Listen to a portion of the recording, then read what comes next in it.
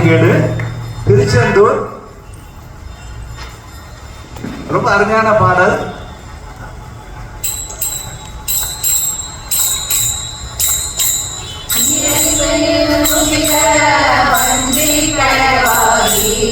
இரவு பகல் மனது சிந்திக்குழலாதே இயற்கையில் முகிற பஞ்சி கயவாகி இரவு பகல் மனது சிந்தித்துழலாதே உயர் கருணை புரியும் என்பர் கடல் மொழி உடையனதுள் அறியும் அன்பை தருவாரே உயர் கருணை புரியும் என்பர் கடல் மொழி உடையனதுள் அறியும் அன்பை தருவாரே மனிதரைய அந்தத்தினை காவல் மனஜபுர மகளை வந்தி கனைவோனே மனிதரைய அந்தத்தினை காவல் மனஜபுர மகளை வந்தி கனைவோனே கைலை மலை அணைய செந்தில் பதிவாழே கரிமுகவன் இளைய கந்த பெருமாளே கைலை மலை அணைய செந்தில் பதிவாழே கரிமுகவன் இளைய கந்த பெருமாளே உயர்கருணை புரியும் இன்ப கடல் மொழி உடையனதுள் அறியும் அன்பை தருவாயே உயர்கருணை புரியும் இன்ப கடல் மொழி உடையனதுள் அறியும் அன்பை தருவாயே கைலை மலை அணைய செந்தில் பதிவாழே கரிமுகவன் இளைய கந்த பெருமாளே கைலை மலை அணைய செந்தில் பதிவாழே கரிமுகவன் இளைய கந்த பெருமாளே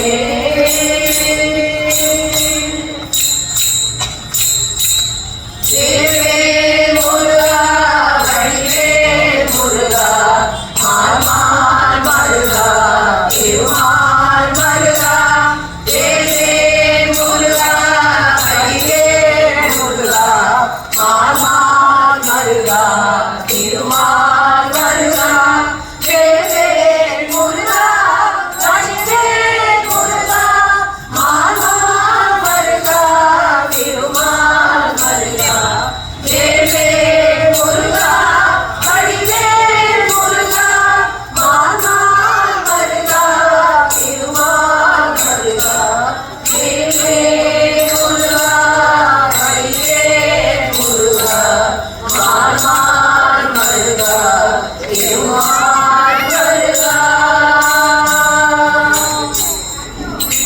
வேலுக்கே அரகரோகரா. இந்த பாடலும் கூட பாத்தீங்கன்னா கிட்டத்தட்ட முதல் பாடலும் இதுவும் ஒரே மாதிரி ஒரு சில மாற்றங்கள் தவிர உயர் கருணை புரியும் இன்பக்கடல் மூழ்கி உடை எனதும் அறியும் அன்பை தருவாயே. சார் நாம நினைச்சாலாம் எந்த கோயிலுக்கும் போயிட முடியாது, நினைச்சா நம்ம சாமி கும்பிட்டுற முடியாது. அவன் நினைக்கணும், அவன் உன்னை இந்த கோயிலுக்கு வரவழைக்கணும்னு நினைச்சா எப்படியாவது வரவழைச்சிடும். அவன் உன்னை பக்தனாக நினைச்சா எப்படியா பக்தன் ஆக்கிடுவான். அப்ப உயர் கருணை புரியும் இன்பக்கடல் மூழ்கி உயர்ந்த கருணை உங்ககிட்ட எனக்கு வேணும். என்ன வேணும்? என்னை உன்னை என்னோட உள்ளத்தில் வைத்து நான் பூஜிக்க வேண்டும்.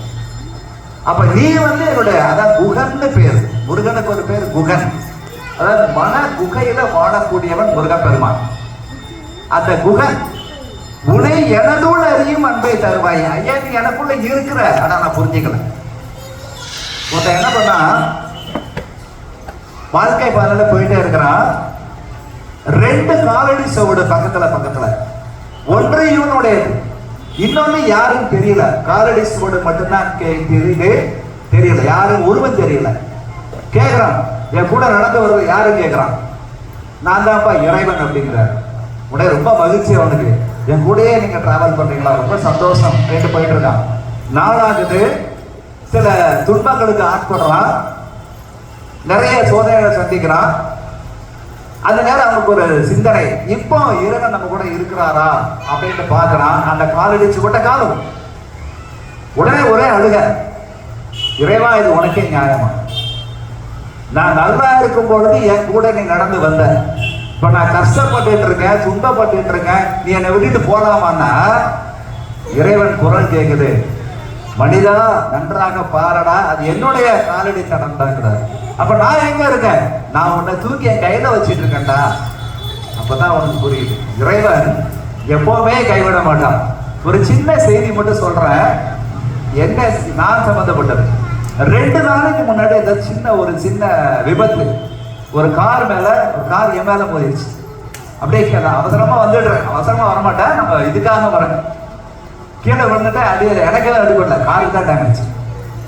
காப்பாத்தினது அந்த முருகப்பெருமான அந்த தர்மலிங்கேஸ்வரன் தான். அவன் சார் கூட என்ன டென்ஷனா இருக்கீங்க, நான் சொன்னேன் இந்த மாதிரி என்னால ஒன்றும் பண்ண முடியல, ஒரு நிமிஷம் அப்படியே ஆடி போச்சு, அன்னைக்கு பாட முடியல. அஞ்சலே கூப்பிட்டு திருப்புகள் பாடுவாங்க, அவ்வளவு டென்ஷனா இருந்தது. ஏன்னா ஏதாவது ஆயிருந்தா என்ன இருக்கும் அப்படின்னு ஒரு பயம். ஆனா கடவுள் நம்மளை கைவிட மாட்டான், அந்த நம்பிக்கை தான் வாழ வச்சுட்டு இருக்கு. இப்போ கூட டிராவல் பண்ணி வண்டியில போனோம்னா வேல்மாறல் சொல்லிட்டு தான் போவேன். நான் ஸ்கூல் போற வரைக்கும் வேல்மாறல் சொல்லிட்டு தான் போவேன். நமக்கு அறியாம நமக்கே தெரியாத சில சக்தி இருக்கு, அது ஏதோ ரூபத்துல நம்மளை காப்பாத்துறதுங்கிறதா உண்மை. அதை நம்ம மறுக்கவே முடியாது. இறைவன் நேரடியா வரவே மாட்டார். இறைவன் எந்த காலத்திலும் நேரடியா வருவதற்கான வாய்ப்பே கிடையாது. ஆனால் தன்னுடைய பக்தர்கள் யார் மூலமாவது நமக்கு உதவிய கிடைக்க வேண்டிய நேரத்துல கிடைக்க செய்வான்ங்கிறது உண்மை. எனக்கு கவர்மெண்ட் ஜாபே கிடைக்காதுன்னு தான் சொன்னாங்க எல்லா ஜோசியக்காரங்களும். கவர்மெண்ட் அரசு பணி கிடைக்காது இப்படியே சொன்னாங்க. சொல்லி சொல்லி சொல்லி அது மைண்ட்ல ஊறி போய் நமக்கு எங்க அரசு பணி கிடைக்கும் போது நானும் விட்டுட்டேன். இன்டர்வியூ வருது, இன்டர்வியூக்கு நான் போறேன், சர்டிஃபிகேட் வெரிஃபை பண்றாங்க, எல்லாம் முடிச்சுட்டு கேட்கறாங்க எம்ப்ளாய்மெண்ட் ரெனிவல் பண்ணிட்டியான்னு கேட்கறாங்க. நான் எடுத்துக்காக ரெனிவல் பண்ணல, 3 மாசம் பெண்டிங் இருக்கு. ஏன் கேட்கறாரு? என்ன கேட்கறாரு ஆபீசர், என்ன எம்ப்ளாய்மெண்ட் ரெனிவல் பண்ணா கொடுத்தீங்க சார்? போங்க சார், 88 15 சார், இப்போ 2007 21 வருஷம் ஆகி போச்சு, 45 வயசு ஆகி போச்சு, இதுக்கு முன்னே கவர்மெண்ட் ஜாப் கிடைக்கும் போது நான் ட்ரை பண்ணல சார் அப்படின்ட்டு. என்ன இப்படி பேசுறீங்கன்னாரு. என்ன சார் நம்பிக்கை இல்லை சார், அதான் நான் பண்ணலன்ட்டு.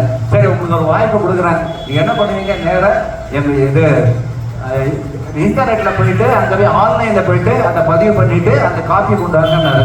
சரிட்டு நேர இன்டர்நெட் அந்த கடைக்கு போனேன். அங்க போனா அவன் என்கிட்ட கேட்றான், ஐடி கார்டு இருக்கா, ஆதார் கார்டு வச்சிருக்காங்க, ஆனா கையில எடுத்துட்டு போல. அப்ப என்னடா இதெல்லாம் இப்படி சோதிக்கிறேன், நான் என்ன பண்றதுன்னு புரியலையே அப்படின்னு நினைக்கும் போது என் தோழத்தை தட்டுற பழைய ஒரு தெரிஞ்சவர், என்னோட பணி செய்த ஆசிரியை கணவர். சார் எங்க வந்தீங்க? இந்த மாதிரி விஷயத்த சொன்னவங்க, அவர் டிஃபென்ஸ்ல ஒர்க் பண்ணக்கூடியவர்.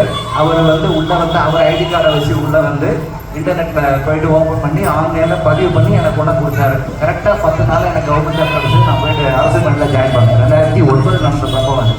அப்போ நான் நினைக்கிறேன், எப்படி இந்த ஜோசியமே மாறினது அப்படின்னா முழுக்க அவனுடைய கருணை மட்டும்தான்.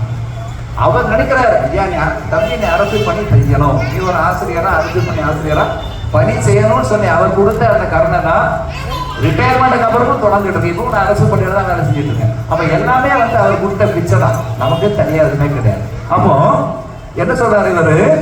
மயில் தகர்கல் இடையர் அந்த திணை காவல் வனசகுர மகளை வந்தித்து அணைபோனே.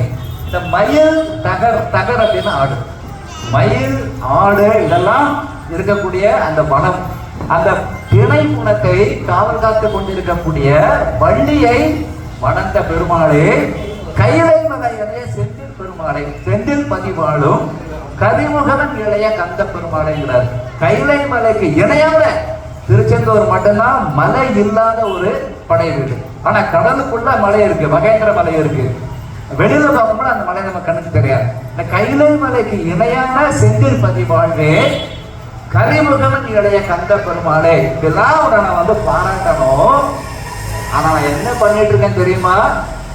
இயல் இசையில் உசிர வஞ்சிக்கு அயர்வாகி இரவு பகல் மனது சிந்தித்துள்ளதாரே. இரவும் பகலும் எப்பொழுதும் நான் உன்னையே சிந்தித்துக் கொண்டிருக்க வேண்டும்.